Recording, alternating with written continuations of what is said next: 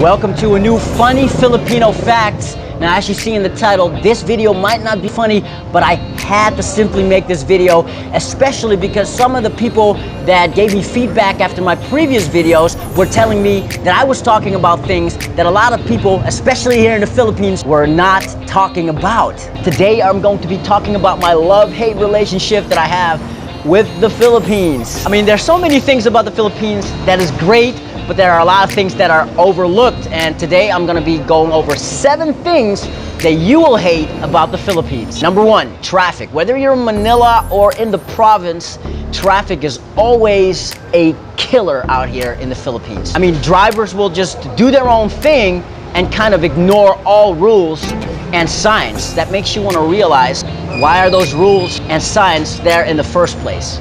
Do you know the expression, have your eyes in the back?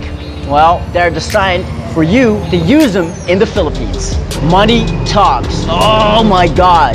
This is one of those things that I cannot get over it. It's a double-edged sword, by the way, because, you know, money is kind of a survival tool, and you kind of have a lot of money as a foreigner.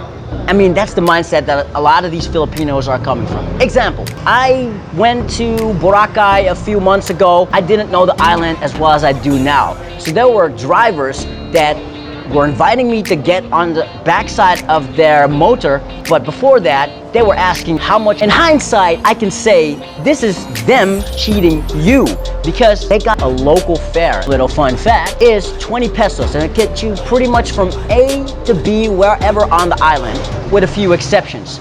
And on top of that, they're going to bargain. So when they bargain, they will easily get to a point which they have you charged 3 or even 5 times the local fare. And this is ridiculous on so many levels because A, they kind of cheat themselves into your pocket. B, you're going to pay that price because you are a foreigner. And C, think about the culture that's being bred here. You're a foreigner, so you can pay the price. Even better, you can pay the price times 3 or times 5, which makes the driver want to choose the foreigner over a local person and put less effort into his work than he would normally do. That's 3 or 5 rides that he has to work less in a day. And at the same time saying it's okay to cheat yourself to someone else's money. Inquire the local fare, so when the driver asks you how much you are going to pay, you can counter him by saying, you know the fare, that's what I'm going to pay. Number 3, and that goes a little hand in hand, you have money because you're a foreigner, so you can pay me. And of course, that mindset of, let's make a living today, forget about tomorrow. This is wrong on so many levels. Number 1, as an entrepreneur, there's no skin in the game, so it's a bad investment. And number 2, a lot of times, the beggars are connected to syndicates. Yes, this is no conspiracy theory, this is real life. So what happens is, you got a couple of bad people behind the scenes sending young, sweet, innocent 4 or 5-year-old children. They walk up to you, pour their hands out, and then when they do get money, those children go back to these people and give the money that you gave to these sweet children, with them eventually being extorted. So a lot of times these kids might be innocent and sweet, and they are, but some of them are being used by men that you don't see. They're just working behind the scenes. So be aware, even a little child. A lot of Filipinos tend to be indirect when communicating with you. And this has several reasons. Filipinos want to be liked. Filipinos do not wish to embarrass you or themselves. So even in dealing with rejection, a lot of Filipinos will not say this straight up into your face. Now that might sound nice, but it's not always the right thing to do. I believe that honesty goes a long way, even when it's bad. Here's where things get a little bit twisted, because even though those Filipinos might not communicate directly with you, doesn't mean you gotta get nasty with them. I haven't seen a lot of Filipinos that gelled well with straight up confrontation. So here's what you do. Understand that they're indirect most of the time. Be patient and communicate with them in the most gentle way possible. That's great for a holiday because a lot of times you just want to get away and have relaxation. And I guess that's that laid-back nature that is so welcoming for a lot of people coming into the Philippines. But that laid-backness is the same thing that keeps their productivity at a low or straight up kills it. If you're doing work with somebody or you're asking some Filipino friend to get something done for you, just understand that it can take a long time before it gets done, before he or she completes his or her end of the deal. I'm working with a local branding company here in Boracay, and we submitted a very nice video intro for the local government of Boracay. And we submitted that a couple of days prior to Christmas.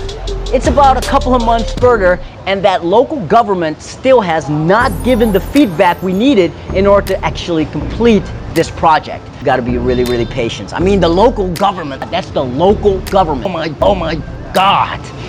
You know, the tagline about the Philippines, it's more fun in the Philippines. Well, dogs take an exception to that. I've been walking around the Philippines for many months, and wherever I went, I saw a lot of dogs without their owners. Some of them were malnourished, some of them were sad, some of them dead. Owners in the Philippines tend to not care about their dogs. It's like, how could you check out those dogs that don't have any hair, that are barking for no damn reason? Take care of them, Filipinos, take care of them. Number 7, sound. Filipinos like to get their grooves on, especially when it's fiesta time. So they'll pump up their sound system to the break of dawn.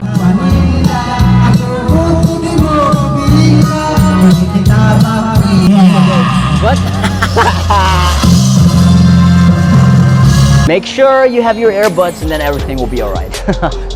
So there you have it, 7 things that you will hate about the Philippines. Are there any things that you've observed being here in the Philippines?